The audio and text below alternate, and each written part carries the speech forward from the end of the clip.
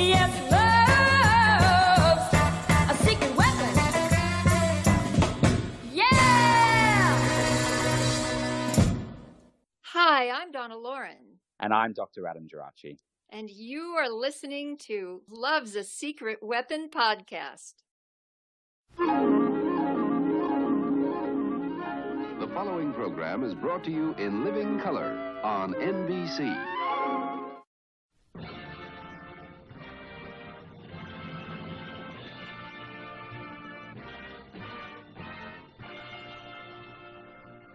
Good evening.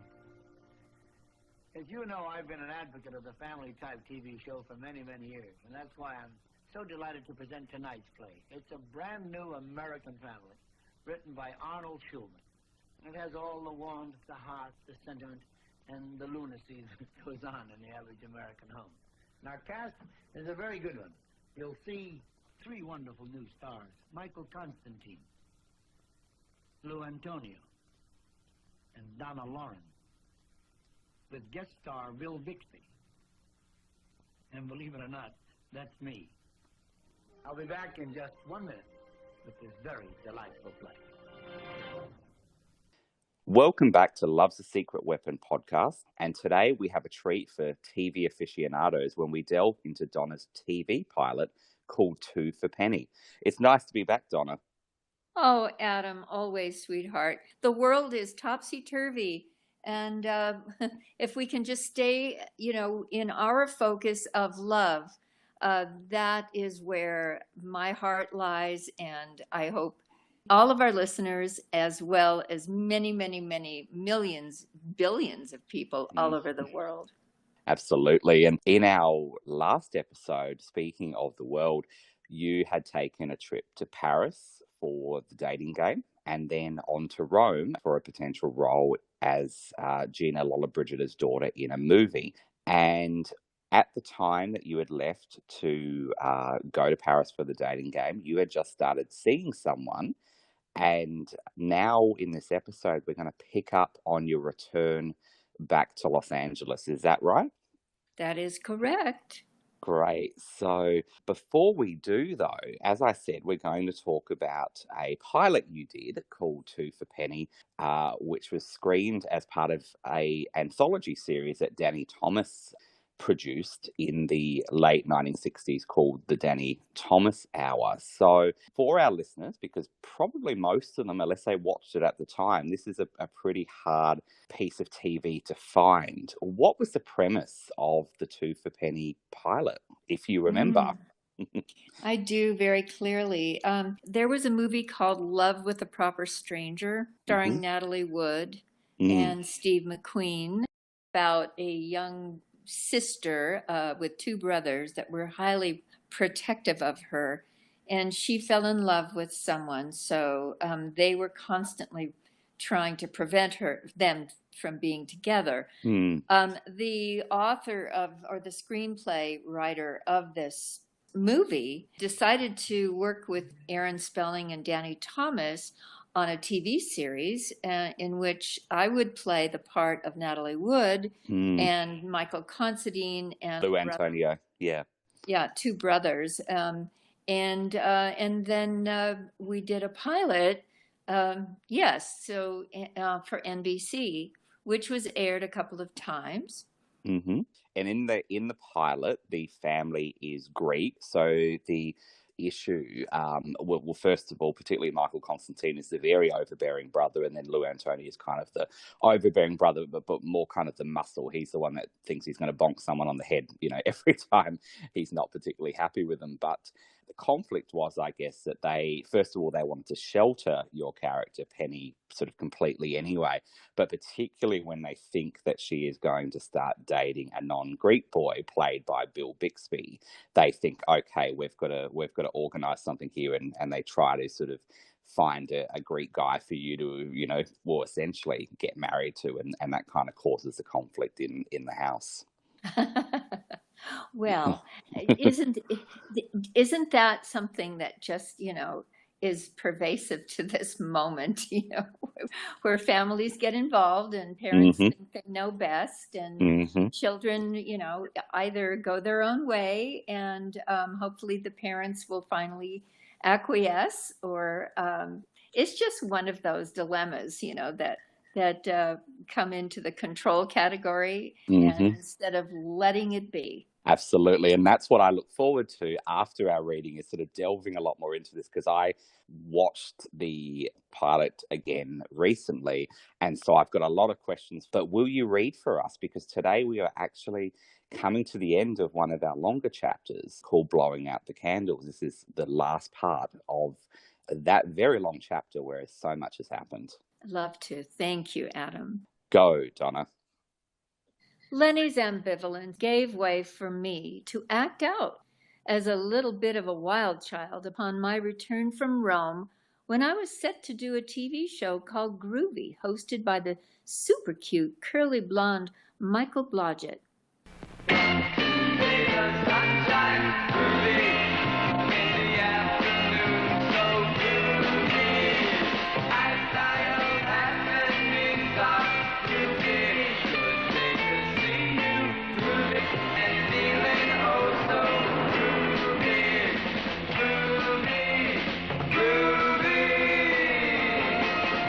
California, it's Groovy, an old show from the sunshine, surf, and bikini country. Turn to bikini country. Turn on to the happening of the hot fun, scenes, and people of the day. And now, here's your Groovy host, Michael Blodgett. Hello, and welcome to the show that is happening on the beach in southern California. The weather's beautiful, and everybody's feeling... The setting was the beach in Santa Monica. A group of kids gathered around me, and I decided to speak every Italian word I could remember. The host's trailer door opened wide to reveal the lovely tanned body of Michael, who invited me in. Was it the sun that made the temperature rise so quickly in those four walls? I recalled the flushed faces of the beach bunnies filing out of the director's trailer on the beach party sets, and now it was me. I accepted a date from Michael. My affair with him only lasted a couple of weeks, but I must say that boy was quite a gymnast. But as soon as I did hear from Lenny, my heart was completely his. I drove my little red Corvette over to Lenny's place in West Hollywood by Tower Records. When I arrived, I recognized a fellow artist who was visiting, Sal Valentino, from the Beau Brummels, sat on the floor with his black boots pressed up against the white walls of Lenny's apartment. I saw how he was scuffing the walls, leaving black marks on the paint, and my attitude and awareness was changing toward Lenny. Now my heart raced for him, as well as a bit of protectiveness for how he was living. I didn't like Sal's boots on the wall. I wouldn't say anything at the time. What morphed into our future dates was a satisfaction I'd get looking around the apartment and seeing what needed taking care of. It was always a bone of contention for my mother when Maury told me in front of her that I never had to do anything but sing, and he meant it. Now my maternal instinct kicked in to begin taking care of the man I loved. I'd come over and find his sink bubbling over with dirty pots and pans and dishes and paraphernalia. I'd just dig in and clean while Lenny sat on a well-worn sofa talking to a colleague or listening to a latest project. You and me, baby. You and me, you and me, you and me, baby. You and me, you and me, you and me, baby. You and me, you and me, you and me. Take a train into the city every morning. You may be plain, I think you're pretty in the morning. Yeah, some nights we'll go out dancing if I'm not too tired. Some nights we'll sit romancing, watching the late show by the fire. One day, when I really turned my detective juice up to see what I could clean, I spied his shower. 2 immaculate footprints were implanted in the middle of the scummy tile surface. What a project, and what satisfaction! He probably never realized that his shower needed cleaning. Typical bachelor mentality. We were becoming very familiar, so the natural progression was to meet the parents. Lenny had been initiated to mine. Now it was my turn to be introduced to his parents. I must say I was nervous the night we met them at Chasen's, a well-known and respected celebrity-based steakhouse on Doheny Drive and Beverly Boulevard. We walked up to a booth where Cy, his father, and Jeanette, his mom, were sitting comfortably sipping cocktails. His mother's face was beautiful. Her Austrian ancestry showed through her features. They were like a Dresden doll, porcelain skin and almond-shaped eyes. Also, she had an air of elegance unfamiliar to me with my own mother. Cy was a bit more relatable. Munching on his steak and fries, he made me feel at home. I ordered something that I learned to eat when I was in Europe, escargot. I really embarrassed myself when the shell clamp that holds them when trying to eat its sweet meat slipped, and the first shell went flying across the table. Déjà vu with my Dr. Pepper screen test. His parents were amused, and Lenny wasn't affected by my clumsiness either. It was just another occasion for me to be real. We parted with an invitation from his parents inviting mine to dinner at their house. This situation was advancing rather swiftly for my marriage plans. The evening of the nuptial-to-be dinner, I sat in Jeanette's kitchen on a yellow vinyl upholstered ladder stool, common in those days, and watched as she seeded the eggplant she was preparing for dinner. I saw how meticulously she washed out every last seed so her ratatouille would be perfectly smooth. Each time she reached for something in her cupboard doors with her wet hands, she would polish off the wood. It was excessive. All the while, our conversation went in the direction of me feeling like I was inheriting a mother-in-law I admired. I told her a little about the pressures I had with my family and that I didn't know how much longer I could handle it. By the time the doorbell rang and my parents were there, I felt I had a new ally. Cy graciously showed my parents and me around his newly decorated penthouse in the iconic Sierra Towers. We were all in awe of the scenic view reflecting the twinkle of city lights below. Cy explained how he had been collecting paintings of clowns. His pride and joy was a clown playing a violin. He took us over to a beautiful china cabinet and described the gorgeous jade collection and Meissen porcelain figurines depicting a symphony orchestra. We then were invited to gather around a game table with very comfortable club chairs that swiveled. Lenny's mom entered with the first course, and we proceeded to have an evening with polite conversation. The evening closed after a couple of hours, enough time to decide what chemistry we all shared. It was a foregone conclusion that my instincts lead toward a new life with Lenny and his family. His parents were polite but never developed a closeness with mine. A new momentum for my career was building.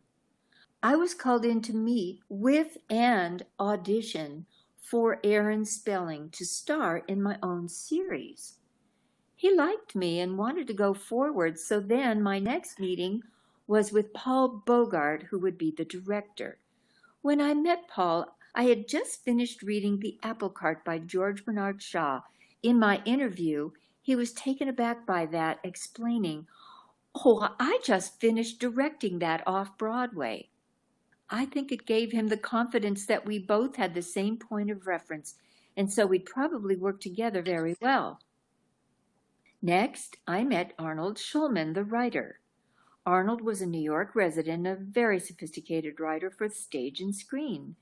He'd been nominated for an Academy Award for writing Love with the Proper Stranger, starring Natalie Wood and Steve McQueen, and he based this television series on the same story.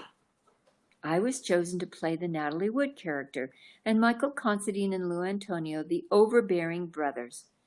Danny Thomas, who was the co-executive producer with Aaron Spelling, also played a Greek Orthodox priest. FYI, this was where Regis Philbin made his acting debut. Hey, instead of the pepperoni, can you make that provolone and salami without the anchovies? By the end of November, Maury picked up the script from William Morris. In between meeting with the producers, director, and writer, I filmed my appearance in The Mothers-in-Law in front of a live audience. Maury took me to the studio in the morning, and Lenny decided he would pick me up at the end of the day. I began shooting Two for Penny with the opening scene, which was in my bedroom. Michael Constantine from My Big Fat Greek Wedding played my older brother who was rudely invading my slumber. In the script, my character, Penny Kanopoulos, gets out of bed and wanders over to her closet to put on some clothes. Michael's character follows me, more or less heckling me and being overbearing and overprotective. What's he talking about you for? You know, you drive me crazy with your superstitions. What do you mean? You stopped sneezing, didn't you? That proves that he's talking about I you. stopped sneezing because I stopped sneezing. You know, he's just a trifle like a freaking What are you kid. getting mad about? What do you think? I went some grief thinking about my sister this time of the morning. Well, in real life, when I opened the closet door, it hooked onto one of his big toenails and it lifted it straight up. He screamed out in a way where obviously everyone knew he was in pain. Michael had to be rushed off to have it fixed up and came back with a cast on his foot a few hours later. And then we resumed filming. The show was filmed at Desilu Gower in L.A., and Arnold Schulman was away from his wife and children for that 10-day period. My dad and I had a chance during this time to become friendly with him, and I knew that he was missing his family in New York. One day I asked him if there was something he wanted to bring back for his small children. I offered to go to Disneyland now that I had my own car. I suggested that maybe his children would like a Mickey Mouse watch, which he thought was a great idea. He said, "Okay, just pick me up 2 watches and I'll pay you back." As I was making the arrangements to drive to Anaheim, Lou Antonio, who played my older brother, came over to me and overheard our conversation. And he said, "Oh, would you get me one too?" I told him I would, and soon after I drove down to Anaheim, went straight into Disneyland, bypassing all the attractions. I went directly to buy the 3 watches, got back in my little red Corvette, and drove back home. The next time I was on the set, I gave the 2 watches to Arnold, and he immediately wrote me a check to reimburse me. Then Lou came over to me, and I said, "And here's yours." And he said, "Thank you," and walked away. He never paid me back. Lenny and I were kind of making a habit of listening to music and getting high. I thought it would be fun to wear my boyfriend's jeans to work, so I borrowed a pair from him. I never usually wore jeans in my life. The only time I know I wore a pair of red jeans was for a photo session with Randy Boone for a magazine article. I just wasn't a Levi's type person, and for Lenny, that was part of a uniform. Mom? You know I can't. Ever? Never. Why? I told you. Yes, I know you told me. You keep telling me, but it doesn't make any sense. I know it doesn't. Because I'm the boss's son. No. Because I'm not Greek. They won't even let me date Greek boys unless we sit in the living room the whole time with one of them in the next room. What do you mean, let you? You're old enough. You don't have to listen to anybody. I know I don't have to. I want to. You know, there's a lot of Greek families that think the same way. Here? In New York City? In the last half of the 20th century? Huh? The night before filming a scene with Bill Bixby, I had one of those nice little trips with Lenny, which always made me feel loose. Bill was a guest star as my boyfriend, David, and there was a scene with him where I was working in an office. During a break, Bill was sitting in a director's chair and started tapping his lap, signaling to me to come over. I sat on his lap and he said, "So you like listening to music?" I told him I did. He said, "Well, you know it always sounds better when you get high." Of course, I knew what he was talking about, and he continued, "Well, if you ever want to listen to music with me and get high, just let me know." Eventually, I got up, and obviously never followed up on that one. I was already involved with Lenny and had my life outlined and sculpted. I already knew Bill was involved with Brenda Bonet, who had been married to my friend Paul, and eventually they married. My relationship with Paul Bogart, the director, was going along swimmingly. Out of left field one day, however, during a few minutes of downtime, he signaled to me and asked that I go into a fully functional bathroom set. He told me, "I'm going to turn the camera on and just brush your teeth." He didn't give me any further direction. I did as I was told, and when I was done, I felt he was disappointed. It was only natural for a director to explore the personality of a potential star of a series. The simple act of brushing one's teeth creates an intimate bond with the audience. Maybe I should have blown bubbles or gargled or even let foam run down my chin. I've thought about it ever since, honest to God. Every time that I brush my teeth, I think about Paul Bogart. A little coffee, Father? You know, Penny, you make the best British coffee in town. You know that? Hey, are you ready to get your head handed to you? Oh, tonight I show you no mercy. Hey, Tom. Father, why don't you two go to the movies? Go on me, huh? What's the occasion? Nothing. You go to the movies. You need an occasion. Father, you know what's playing? The Bible. I read the book. Why don't you go ahead? Do you good to get some air. Some air in the movie?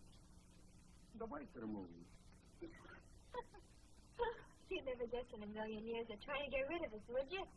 I wonder who they're trying to get rid of, you or me? Both of you. What for?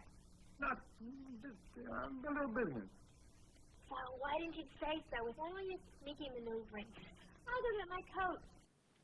In the show, executive producer Danny Thomas had a major role as a Greek Orthodox priest, and on set, he was the boss.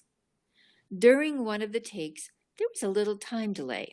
We were working with the boom microphone, which was always above our heads, out of sight of the camera. Danny Thomas amused himself by screeching into the live microphone. It might have been funny to him, but for those working in the sound booth, it must have been painfully loud. It was stunning to me that veteran comedians of this stature showed their vaudevillian roots in such an aggressive way. One of his peers, Jerry Lewis, hammered a microphone on the rim of a stage, making an atrociously loud sound in front of a live audience. I witnessed this abusive act during Mr. Lewis's stand-up after I sang at the same event.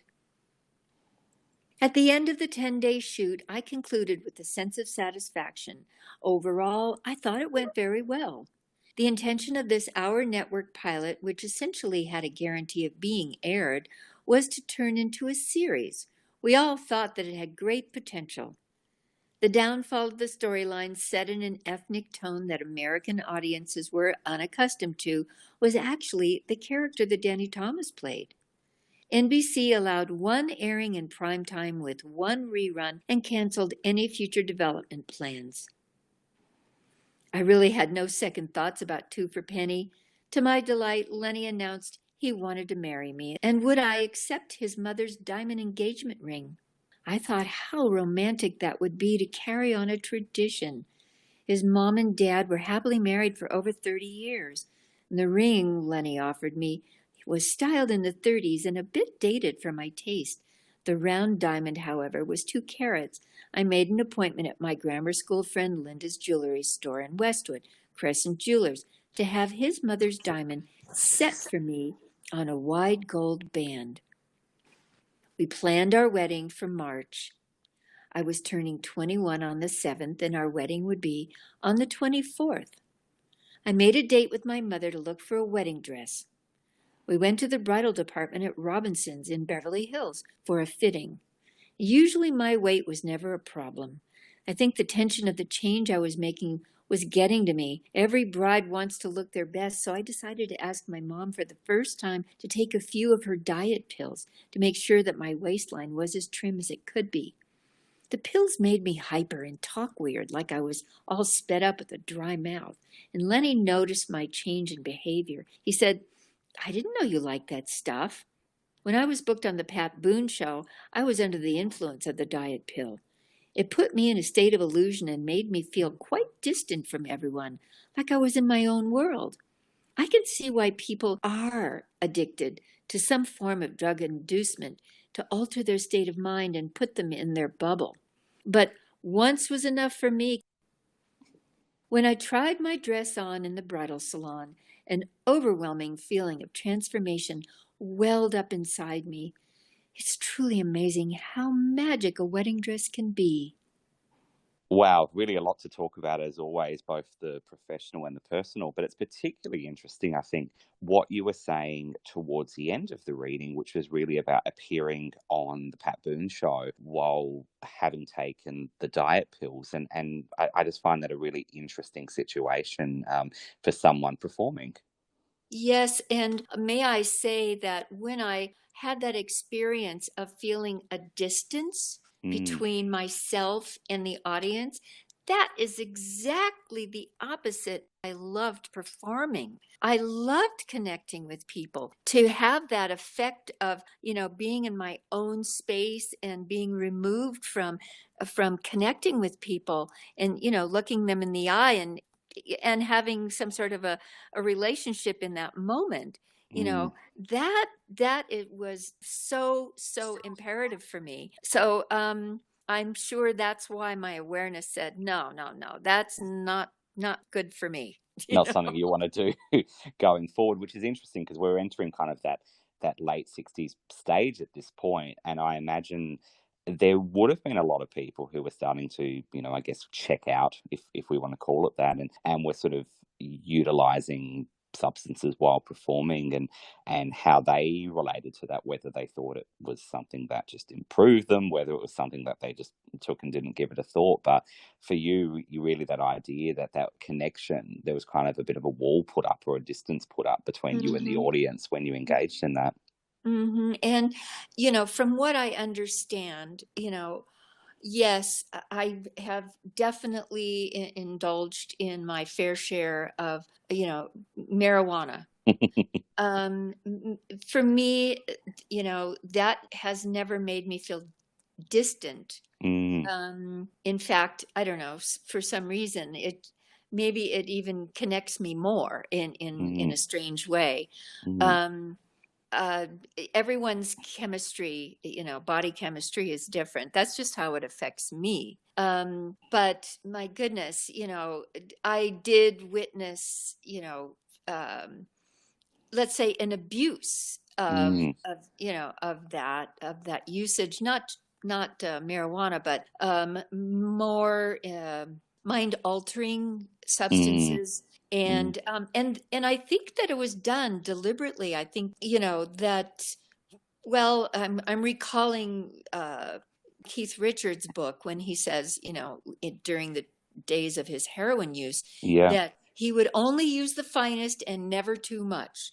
And it was always, timed so that before he went into the studio to start writing a song and creating music with his fellow Stones, that it wasn't about being stoned. It was about opening up his creativity.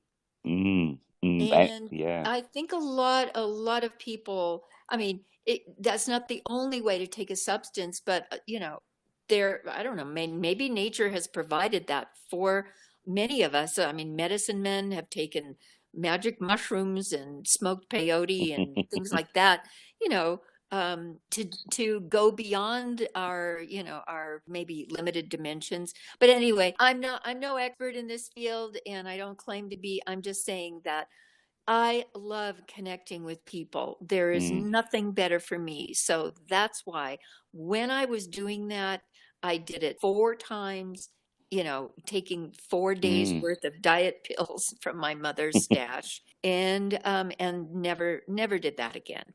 it's interesting, of course, you were doing it to sort of, I guess, obtain an ideal. And so it's interesting to kind of hear, what you have to do when you actually have to, go and work. And I mean, this is a completely different situation, but I remember, doing used to do those cleanses sometimes where you don't eat for a couple of days, whatever it is, and you're drinking juices and so on. And I at least found that I was trying to work at the same time. I didn't know what was going on. I mean, that's not even it's not a diet Yeah. pill. It's not but so. You have to do it very consciously. Mm. Well, but as I was saying, my reason for trying that was to keep my weight under control.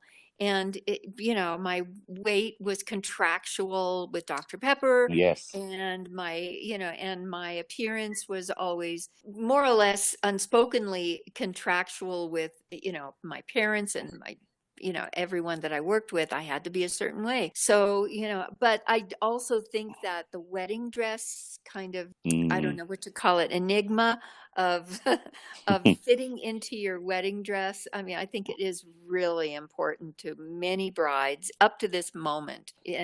Just go on Monique Lullier and look at all of the brides she dresses. And I'm sure they're all very conscious of how they're going to look for that special day. And feeling probably pretty hungry as well, I have to say. Well, there's always that little piece of cake at the end of the ceremony.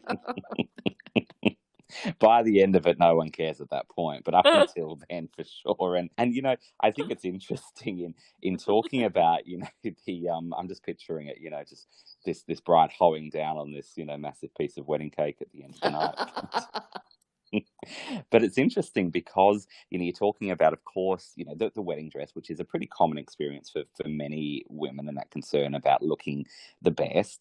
But also, again, this idea of the control, the contractual agreement to maintain a certain weight, a certain look, and all of those things, which you had been doing from the beginning several years before when you signed the Dr. Pepper contract. And now we're coming into, I had to weigh between 111 and 115, according to what a doctor, would say about my bone structure or whatever, my height, whatever.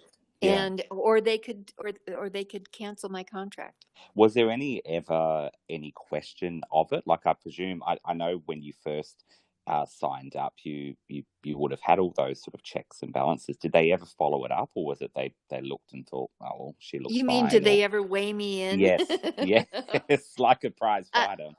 No, because as you know me very well, Adam, that I took my responsibility very seriously, and I wasn't going to go against the rules.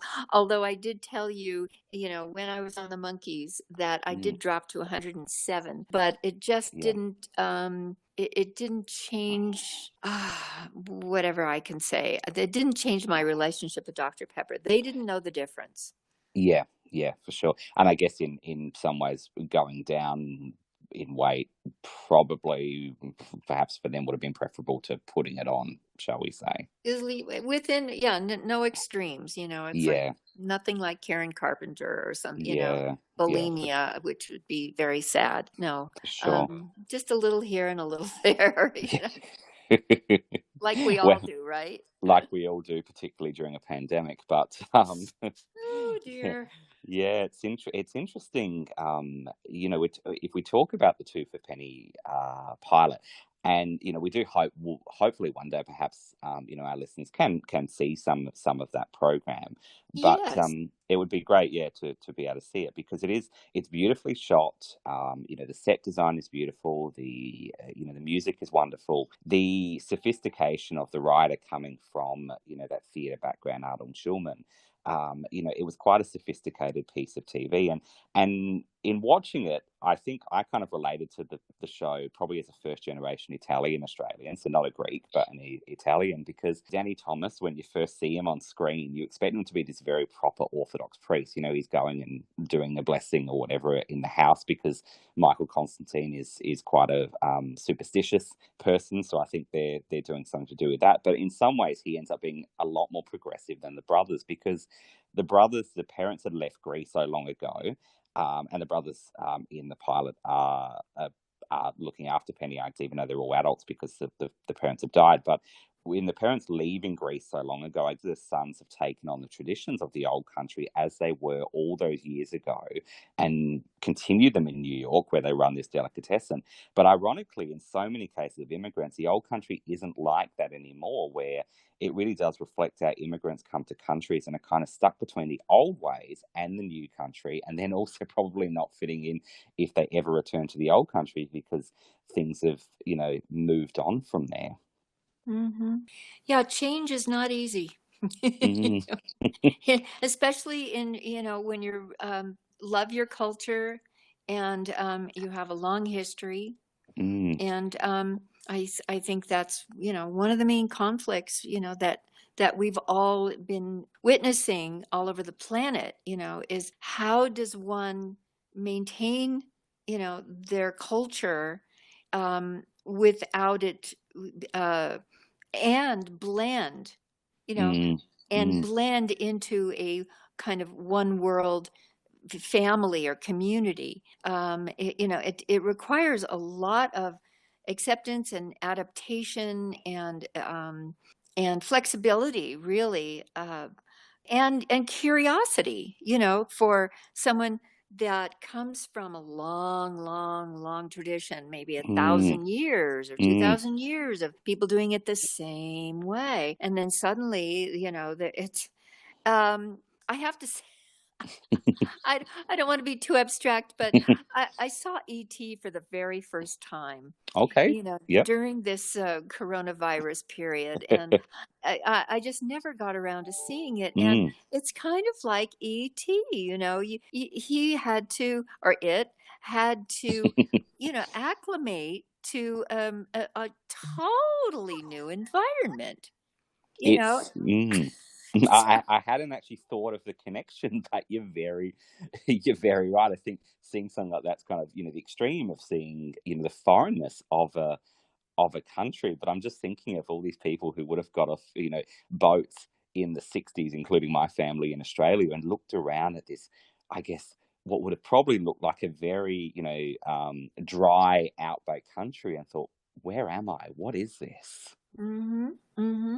Yeah, it takes, usually, I would say from my own experience, from my family, Mm. that I was able to talk with, an elder, and just learning the language, Mm. coming as an immigrant. And I was so grateful, that I'm third generation in the United States to not have to go through that whole acclimation period. you know it's certainly, it's a huge challenge. And it really takes a lot of courage, Mm. to not want to kind of, how should we say, stay in your own box, in your own, comfort zone, and Mm. not go out, stay with your own language, and more or less, not venture into a more universal situation. It's hard. Mm. It's really hard. I mean, it would be, hey, I am now living near Mexico. Mm. Mm. I'm still in the United States, but I'm very, very close to Mexico in southern Arizona. And crossing over the border, I have not done Mm. at this point, Mm. while I'm living here. But, I only know a few Spanish words, and there are a lot of Spanish speaking people here. So Mm. it would be wonderful, if I could just keep my mind open, and, how most people in America kind of insist upon speaking English. It's like, Mm. Mm. that's your first language, and everybody else's language is a second language or third or whatever. Absolutely. It's that kind of thing that, when we think besides the cultural change of coming over somewhere, just the language, that the fact that you don't know the common language, and us in the English speaking countries are just very fortunate that, or very we can be very lazy because it is such a predominant language all over the world.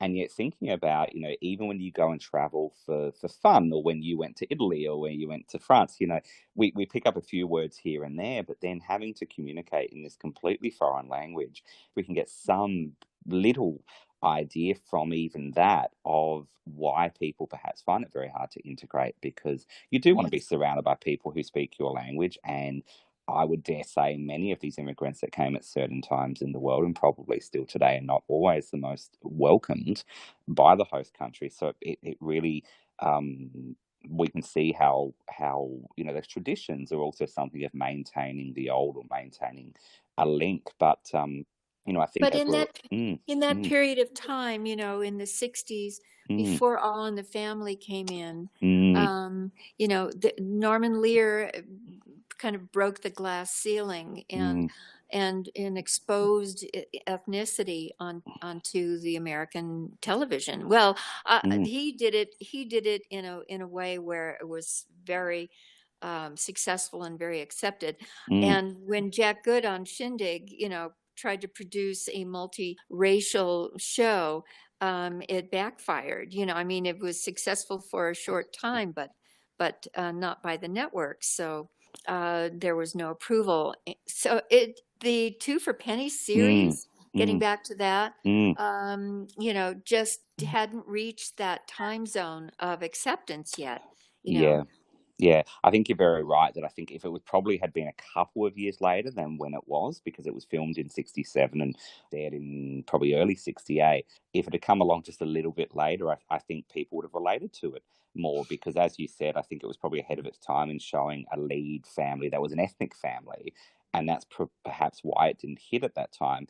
We flash forward so many years later, of course, and Michael Constantine's in The Father in My Big Fat Greek Wedding, which is a very kind of similar story, really. I mean, it's a comedy, it's a romantic comedy.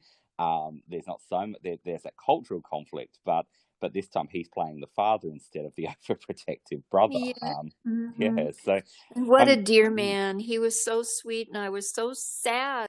That was so terrible, when in real life, when you're working and all of a sudden a physical problem happens, and I think anyone who had listened to that can just picture, unfortunately, a toenail getting stuck on something and just the pain of it. And you must have felt terrible, even though it was just an accident. I did. But what a trooper! Just after a few hours, he was back working like nothing had ever happened. It's interesting. I think what we're speaking about here is probably quite universal, or people that are listening probably have their own stories of these cultural situations, whether it's family who came to a new country, whether it was them who came to a new country, whether it was those sort of family issues, that clash of cultures, we're talking about with this series, with my Big Fat Greek Wedding. So, as always, we'd love to hear some of those stories. That could actually be a really interesting discussion we could have in a subsequent episode. So, as always, if you do have questions or reflections, please do email us at podcast@donnaloren.net. In watching the pilot again the other day, Donna, I was wondering how much you related to that character, because I think there's times when she speaks about being a commodity. There's that scene where the brothers and the other family are kind of fighting over how much money each family has to bring to the table. She also is kind of stuck between the wants of her family, which in some ways she does want to adhere to. She does want to do things the so-called right way, find a boy, a Greek boy. But then there's Bill Bixby, this very not Greek guy that she has feelings for, or at least, he's not a Greek guy, but she has interests in. And she's kind of a character who has to adhere to these morals or ways of thinking of an earlier time, but she's entering a mod type world. A young woman in New York City who works in a bookkeeper's office. Did you feel, if you can remember from there, did you feel some connection to some of those ideas? Dr. Adam, you have brought up a really good issue, because I think it may have been so close to home that no, I didn't. Yeah. It was just something that came very natural, maybe to my detriment, but no, I didn't really put that together, my reality and that role, that I could relate to it. It's just something that basically felt that I could just be in the flow with. Which probably is that implicit sort of understanding of it. But yeah, like you said, perhaps at this time in particular, you weren't quite noticing those sorts of parallels, because particularly when you're in a situation that is so confusing in terms of your home life, it's not something we can always see something playing out in front of us and go, oh, I can relate to that, or I can get an insight from it. But yeah, like you said, perhaps it was just integrated into the performance. But I think there is a point that you are bringing up that's just coming to mind. Because I was experiencing a little bit more freedom in my relationship, in my personal relationship, it probably, my working experience was a little bit more autonomous, not overtly, not something where I was taking action, like I'm just driving myself to the set. I don't need you there. No, I still went accompanied with, my dad. And for that, I'm grateful, because now I've got pictures to prove it. Absolutely, yes. And, I kind of wonder, when you're talking about that kind of freedom and that autonomy and developing some of that on the set, it kind of ties into, you're talking about, working with Paul Bogart, who was a very esteemed director. He directed The Defenders, Get Smart, All in the Family, The Golden Girls, a whole range of things. And of course, you had Arnold Schulman, who wrote and produces, and he's a very esteemed stage writer. But you talk about, that toothbrush scene, and the idea of, we've spoken about this before, where you're able to develop skills as an actress or whatever else, rather than feeling that you have to pick it up then and there on the set and then just try to go with it, because you did feel sometimes that you didn't have that training. I was listening the other day to an interview with Faith Ford, who played Corky on Murphy Brown, and she kind of spoke about her early years in New York and how she was enrolled in a program that taught a range of skills to young performers, including things like acting and soap opera, which she ultimately started off with before she went to Murphy Brown. But it's when you do talk about that kind of being in the flow, that although you might have not had that training, it did seem that in your performances, whether it was acting or whether it was in, singing, it did pick up on something sort of inside of you that translated or went beyond those constraints of perhaps not having the training, because I think you still projected this realness, I guess. Faith Ford was talking about, she went to a makeup, a modeling job for, I think it was Maybelline, and she wasn't expecting to go to it, and she kind of rocked up with, kind of very curly hair, and she was chewing gum, and they saw she was chewing gum, and they asked her to blow a bubble, and she, blew this really big bubble that I think eventually exploded on her face. But it was that realness that kind of got her the job, in the same way that when you signed up for Dr. Pepper, you were on the chair that spun around, and you kind of almost, launched off of it. Yeah, that's a cute story. I think a director, a producer, writer, they're looking for how you come across on the screen. If it's the stage is one thing, the screen is another, recording is another. It's how you come across on those various mediums. And my one experience with Paul Bogart, when he kind of put me on the spot, honest to God, I mean, even this morning when I brushed my teeth, I think of him. Oh my goodness. It's nuts, because he was so disappointed. He didn't like the way I brushed my teeth. I mean, okay.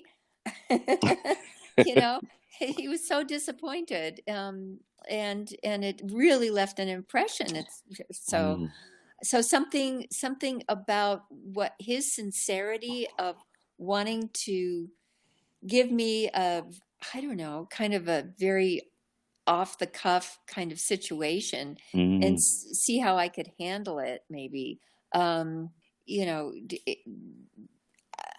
don't know. I think when I was going through scripts and, having to show up and doing what I was guided to do, I could stay within those parameters, but being so spontaneous, just like the dating game, I couldn't choose. I knew my limitations. I knew myself. I knew myself to the point where I really actually didn't want to give away who I actually am. And I think people like maybe a Robert De Niro or a Meryl Streep or, any of the great actors along the way. They find roles that they can tap into that touches something inside them and that they can reveal that they wouldn't ordinarily, do. And help to relate to other people. I've grown to respect that tremendously. But yeah, it didn't happen for me in that moment. In that moment, and that effect that to this to this day. I'm sorry that has to happen, but It's okay because, it's almost like the Phantom. He's there, he's there. And I think about him. So maybe I'm brushing my teeth a little differently. I don't know. You might. Makes me more conscious. We'll call it the Bogart effect. I don't know if it's in a dentist journal, but yeah. Don't Bogart that brush, right? Love it. I love that. But having that time to spend on the set with him, but also Arnold Schulman. I want to share with you another Mickey Mouse watch story that I uncovered about Arnold Schulman the other day when I was researching for this, because as you said, you went and collected some watches at Disneyland for his children. But back in 2019, he was interviewed by a journalist, Claude Solnick, for AM New York when he had a new show opening up on stage in New York at 93 years of age, which is, amazing. And in it, Arnold Schulman spoke about selling his first story to one of those, those boys magazines they kind of had, I guess, in the 30s or the 40s, those kind of adventure type magazines. And he said, I sold my first story when I was 9 to a boys magazine. I sent it in, got published, and got a Mickey Mouse watch. I thought I'd sit down and write things and get Mickey Mouse watches. So, oh my goodness, you kind of honed into something that he had experienced. So synchronistic. That is, I'm telling you, synchronicity is something that I keep experiencing more and more every day. It's amazing how you think you have to make something happen. And yes, you do have to put an effort into everything. But synchronicity, I don't know. I mean, like the other day, I just give you one example. The other day, I think I told you about this podcast out of England that I was going to be on, and the morning that I was going to be hooking up with the host, and I was not really up for it, but I was going to go for it anyway. And I was even going to share that, you're catching me at not such a great time, but let's talk anyway. And and I'm not kidding, within 5 minutes, I get an email. Would you mind rescheduling? Timing is everything, isn't it? I just love the synchronicity when there's some interesting, unexplainable communication between two entities, or we don't even know each other. We were just going to meet, and yet through the airwaves, through the ethers, there was some form of communication, because boom, there it was. And sure, I absolutely want to reschedule. It works for me.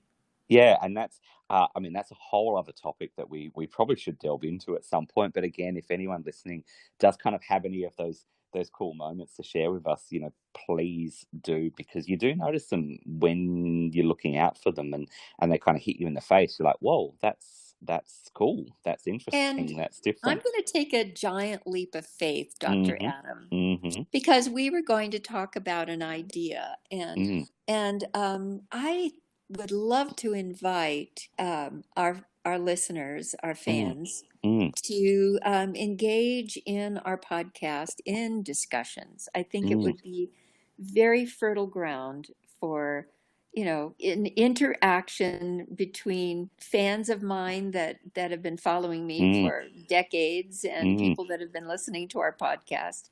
And of course, I'm bringing it up, and you can edit it out. Why would I do that? I wouldn't do that. But at any rate, I just know that everyone at this time on planet Earth, had very strong feelings, and I would love to have them share in our discussions. So anyway, we can structure that and informally discuss it and send those invitations out. Absolutely. So please do contact us at podcast@donnaloren.net. And yeah, let's see if we can open up the conversation. Like, emails and questions are wonderful. But we may, be able to do something else in conversation. So yeah, do help us make this as interactive as we can. I want to touch really briefly, because I know I also want to talk a bit more about the family dynamic that you spoke about in the chapter. But of course, we've got to just remember that Regis Philbin had a very small part in this pilot as one of the delicatessen customers. So that's kind of a cool bit of pop cultural history right there. Yeah, he didn't show up on Twilight Zone like so many superstars, made their debuts, but here he was, about to get zonked over the head by one of the brothers because he wanted to order, I think, a pastrami or salami or something sandwich. But it's interesting that you had the potential for this TV series, and that seems to be a big achievement. But when it doesn't happen, as you said in the reading, you don't seem to be as concerned as perhaps you would have been earlier in your career if you hadn't gotten a job. It seems perhaps that your priorities are shifting at this point towards family. Indeed. I mean, as soon as I met with Lenny's family and that became formalized. I don't know. Believe me, you go day by day. You don't know what's going to happen. But I felt an air of freedom. I felt a little bit more autonomous. And of course, the man that I was going to be marrying was very much a revolutionary and did things his way and was very much appreciated for that. So, he set a fine example for me to actually feel like I could have a shift in my life. But things were progressing very quickly, and meeting his mother and meeting his father just made a huge impression on me, and gave me a sense of security that I would be welcomed into a new family. And certainly, and we will speak about this subsequently, but, developing those relationships with his parents, particularly his father, Cy, over time. For music aficionados, Cy was one of the founders of Liberty Records, and of course was a violinist himself, which explains why he had that picture of the clown. Was it the clown playing a violin? Yes. Yeah. I mean, clowns scare the bejesus out of me, but only in a Fellini movie. Yes, exactly. Only in a Fellini movie. And I mean, even Cy being such a big influence on music, that one of the Chipmunks is named after him. Simon is named after him, which is kind of cool. But yeah, just we're really moving towards this idea that I guess you focus. But what is the biggest thing that kind of changes priority or changes our perspective? And again, it's finding love. Yes, it's finding love. You're so right. And that love was so all enveloping that, and I'm sure it is, when you really do feel like you found the person that you want to spend your life with and create a family, and it's all encompassing. I'm sure, everyone can relate to that. No matter how long a marriage lasts, you're going into it. It's just about everything you can think of. It's the only thing you can think of. It's the most important thing you can think of, is sharing your life with another person. That's absolutely right. And now's probably a good time to lead into our mailbag. As always, we welcome comments and questions from our listeners. And so I have one from Lloyd Turner, who wrote to us, and he says, "Dear Miss Loren, I enjoy listening to your podcast. It's relaxing, fun, and has a plethora of information on 60s nostalgia.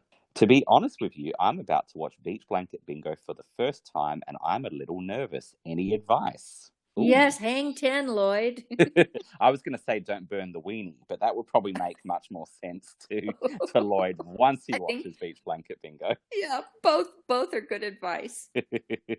Well, thanks for writing in, Lloyd. That's great to hear from you, and it's kind of cool that someone's discovering that movie for the first time. That's wonderful. So, welcome to the Love's a Secret Weapon community. Well, we've covered a lot today.